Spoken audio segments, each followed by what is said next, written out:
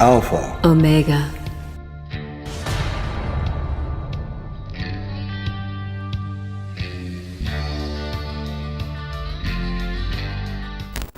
Brian says, is it possible to banish crystals' energy when doing LBRP? Is it best to cover them up, or do crystals help? I think we can almost stick to, in the end, for best practice, is if you think you might be harming the crystals or something, then cover them up. Otherwise, don't worry about it. Right, right. But, it is important for you to begin to understand how a magician goes about working out, will this magical thing interfere with this magical thing? Do you hear the process Well, and then that I went through? and more importantly than that, say for example, that you've consecrated a talisman. Yes. And you're getting ready to do a banishing ritual. Will that talisman be deconsecrated? Well, why have the doubt? Right. I mean, you can wrap it up in a piece of cloth, any kind of a piece of cloth, and it will be protected. Why? Because you are consciously, deliberately protecting it through a symbolical action. Yes. I mean, that matters. Your will applied symbolically matters more than what you're applying it to, or what sort of elements you're using in the spell. Yes. Or in Very the much so. operation. Best practices keep things separate. Right, absolutely. Have you ever wanted to gain real magical abilities so you can become the master of your destiny? Do you wish you could get the ancient secret key for free so you can build the life of your dreams? If you've wanted more out of life, to become all that you can be, physically, romantically, financially, spiritually, then you need to take action and get this right now. That's right, and for free, but it won't be available for much longer. So go right now to thescienceofmiracles.com and get started. Achieve the prosperous life you want for yourself. Gain ultimate life mastery. Steve says, I've been doing a meditation before bed, breathing while listening to the ringing in my ears, then heartbeat through the body. I'm sleeping deeper but not remembering the dreams. My wife tells me that I am talking more in my sleep. Sleep quality is higher than ever according to my app. Is this normal? As far as not remembering the dreams, that part is unusual. I don't think that really has... There's a simple solution for that. Keep a notebook by your bed. Write down your dreams immediately when you wake up. If that doesn't work for you, if you're too drowsy to use a notebook when you first wake up, get a little dictaphone or use your telephone. You can dictate into your telephone. Yes. And use it like that, but keep it by your bed. Something, and then you need to note down, whether by dictaphone or by pen or by typing into a computer, you need to write them down right away. Another useful technique is to, as you're falling asleep, remind yourself that you have a very powerful mind. It is easy for you to remember your dreams. Now, whether or not this is true doesn't matter. Your brain is going to register this information as true, and your subconscious will act upon it. And as a result, you will be able to remember your dreams more easily. You are using the method that Leslie just mentioned. You are using what I call magical will in order to enhance your ability to recall your dreams. Yes. It's just like with the question before that we had about whether or not you should cover up crystals. It's still a question of magical will. Yes. I mean, a cloth is a piece of cloth. Yes. It's what you say it is, or what tradition or built up over a long period of time says it is. That's right. So what do these two things have in common? Look at what these two things have in common, and you learn a very powerful lesson about magic. Yes. It is the intention of the magician that is the actual creative force. Or rather, the intention of the magician is like the sighting of a gun, the sighting of a pistol at a target. But the actual creative force, the actual pulling of the trigger, the actual combustion of the round that pushes the bullet out of the chamber, what is it? What is this elusive mysterious something we call will. Another way to express it is volition. And, there are many things can be said about will. If you're interested in this question, not exactly about magical will, but about the will in general, there's a very, very good book called, I believe it's called The Power of Will by Roberto Assagioli. And he's a guy who teaches psychosynthesis, one school of psychology, but he has some really interesting things to say about the will. And one of the things he talks about is the skillful will, and this is definitely fits with magic. You want to use your will in a skillful manner. You're not going to just say, this is going to happen, but rather you're going to make that statement before you go to sleep that you just gave to him. Yes. As an act of will, because you are creating that you're going to remember better. Yes. There are other ways too, traditional ways that you can use this as well. You could find a traditional spell, or in a book of spirits. Golden Dawn works also with spirit magic, as you know. We tend to work with positive spirits. Well, you can also pray to angels and pray that there will be an angel who will take it upon themselves to whisper what you dreamt into your ear to help you remember. Right. It's another way of handling it. There's lots of different ways, lots of different triggers that you can give yourself to help spark that memory process. Right. And as another way, you can use the ancient grimoires. The ancient grimoires, many of them, some really good grimoires when you start looking around. The ones that I find extremely interesting are the books of spirits. They have whole hierarchies of spirits. Obviously, some of them are black magic and you want nothing to do with them. Things like the Guisha in the Lemegeton. Stay away from that, guys. I know that it's popular, but you don't want Guisha cooties. Seriously, you mess around with those spirits, you get Guisha cooties. You can smell it on people. You can smell the Satanism on them because they've been playing with these demons. Right. I mean, what is the point of that? The whole point of interacting with spirits is to elevate your own consciousness and elevate your own spirit. This is the whole purpose of contact with the angels. Right. Because they are higher vibrating creatures than we are. Yes. And if you are honest with yourself, you will agree that with discernment and as you look out into the world, you too can tell the difference between people who have always taken one particular path towards knowledge versus those who've taken perhaps a darker path. Just as you can very easily tell the people who had raw onions and garlic on their salad versus the people who opted to not have raw onions and garlic on their salad. It just shows. It doesn't have anything to do whether they're good people or not, but decisions do have consequences, even magical decisions. I mean, the whole point of interacting with ephemeral entities is really, I mean, from a spiritual point of view, is that you're elevated by contact with them. Yes. That the contact with them elevates you spiritually. You don't want to have spiritual interactions with entities that are going to drag you down spiritually. That's called slumming it. What for? Why? It makes no sense. I mean, you wind up living in your wife's basement. I mean, and if you're not careful, I mean, it's like you go from mommy's basement to wife's basement. I mean, some people. So, in any case, work with the angels. This is what the Golden Dawn is all about. And we work specifically with Kabbalistic and Enochian angels.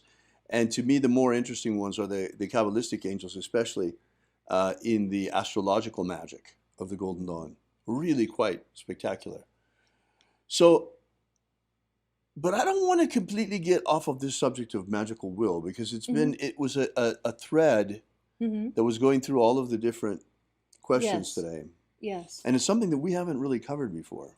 Well, how to increase one's magical will is the unspoken goal Right. of most all magic. It's an underlying theme that seems to be constantly bubbling under the surface. Yeah, and how do you make it work? I mean, look, let me try. I'm really trying to explain to you a high magical concept in very, very simple terms. Hmm. So please excuse me if I don't completely succeed, but I'm going to give it a try. Yes. There is something inside of you which is divine. You have a spark of God inside you. According to the Hermetic tradition, we call this the divine spark. And this divine spark has the potential to blossom into your divine genius, your solar self. Now, this spark can be nurtured or not. We encourage you to nurture it, to plant that seed and let that tree grow and water it and take care of it and develop your energetic nature while incarnated. I mean, this is, after all, our original purpose on this planet. Yes. This is we're living in a kindergarten. This is, you know, a childhood planet for us. We are only the larval form of a higher form of life, like caterpillars are with butterflies. Hmm. We are the larval form of the angels. And sooner or later, we're going to quit coming back again and again and again and again, incarnation after incarnation in earth suits on this planet. Hmm. And instead, we're going to ascend and take our rightful place in the solar dimension together with our forefathers, the angels. Yes.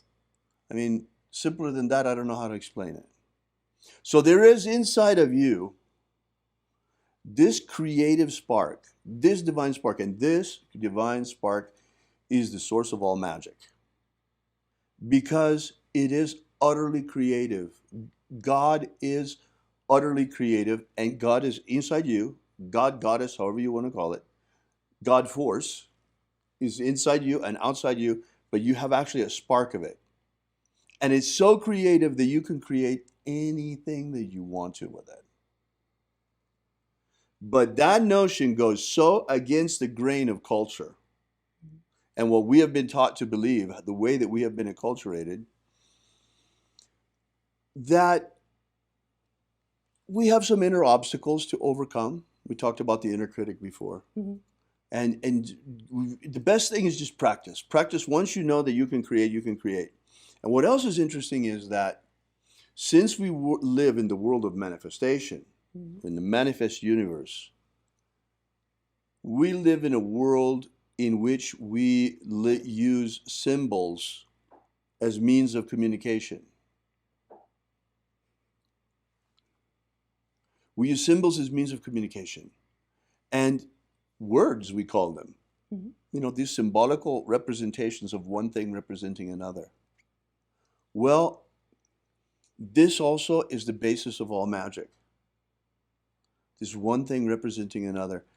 Because that creative divine spark that we have inside of us doesn't do anything unless it comes into manifestation. And how does it come into manifestation?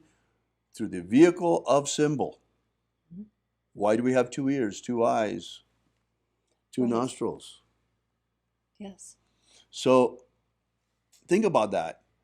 And so this business of will, first we have this creative spark inside of us. Hmm.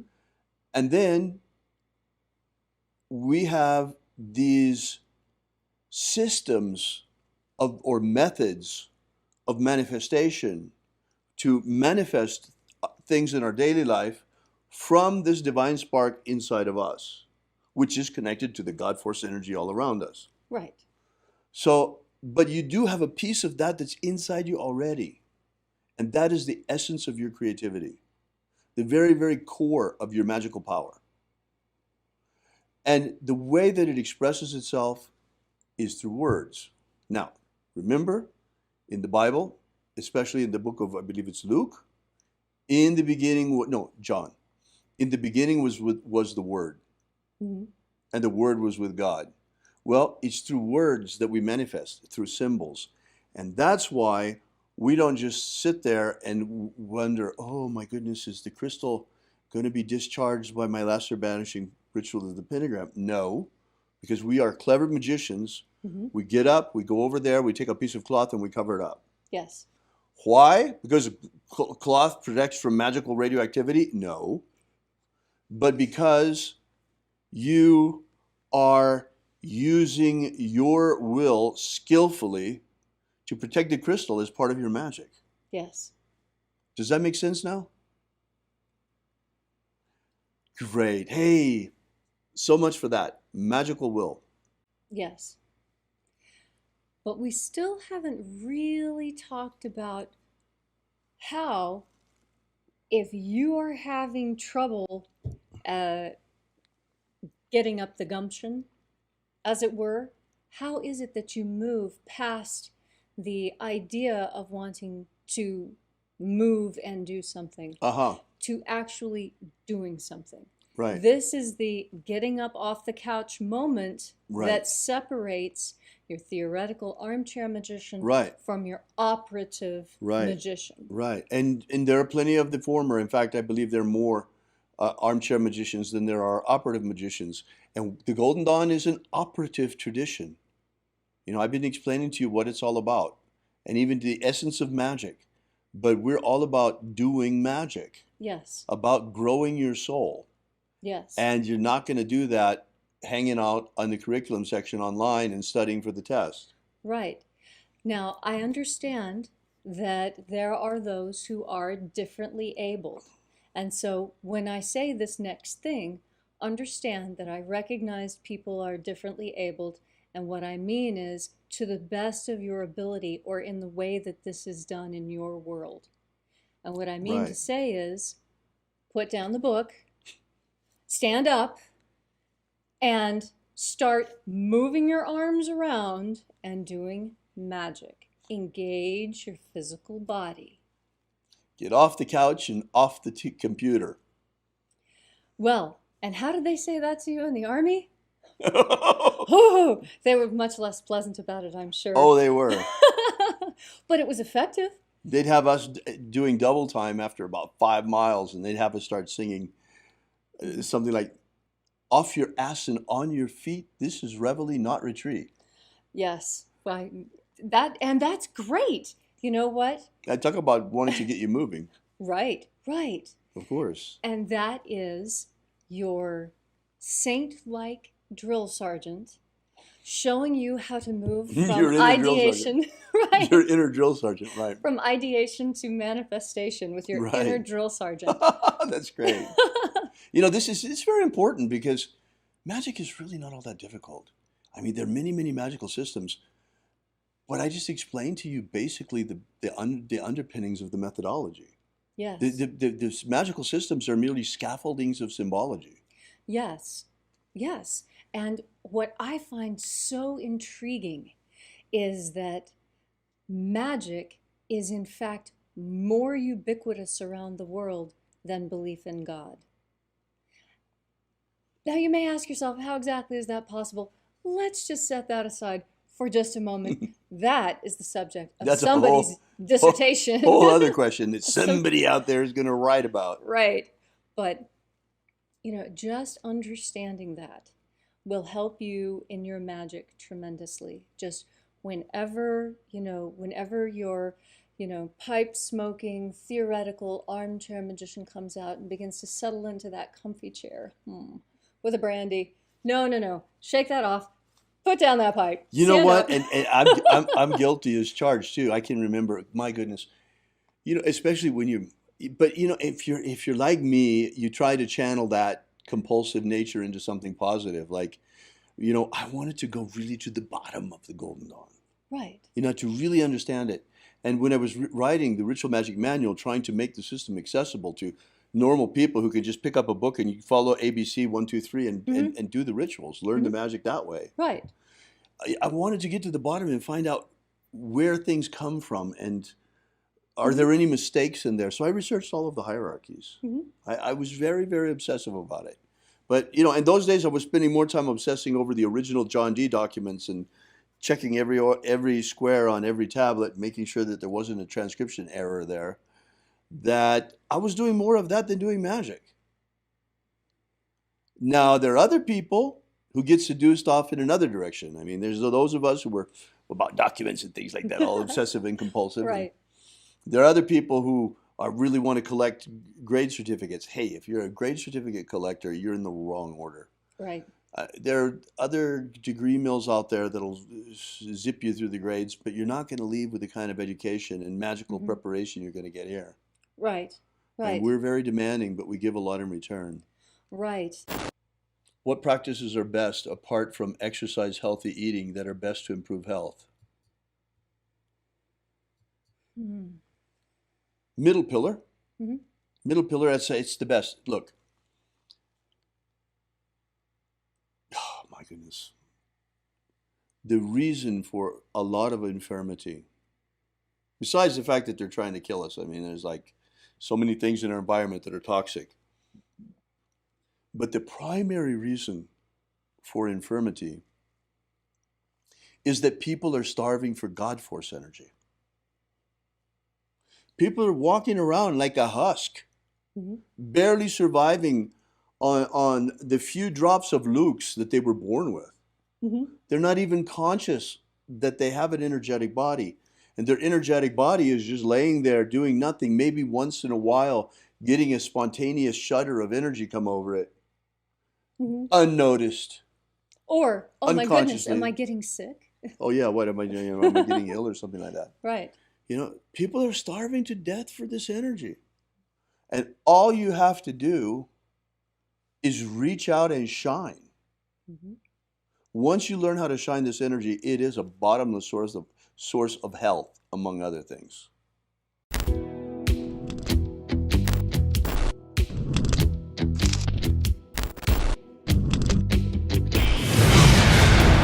Yesterday we released this brand new ebook, Was Jesus a Magician?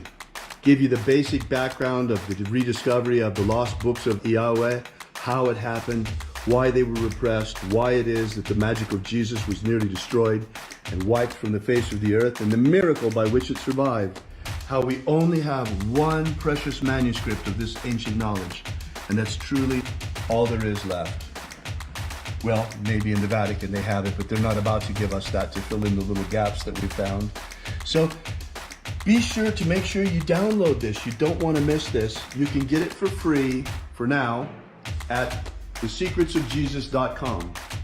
Thesecretsofjesus.com. Are you familiar with the Rosicrucian with what's his name?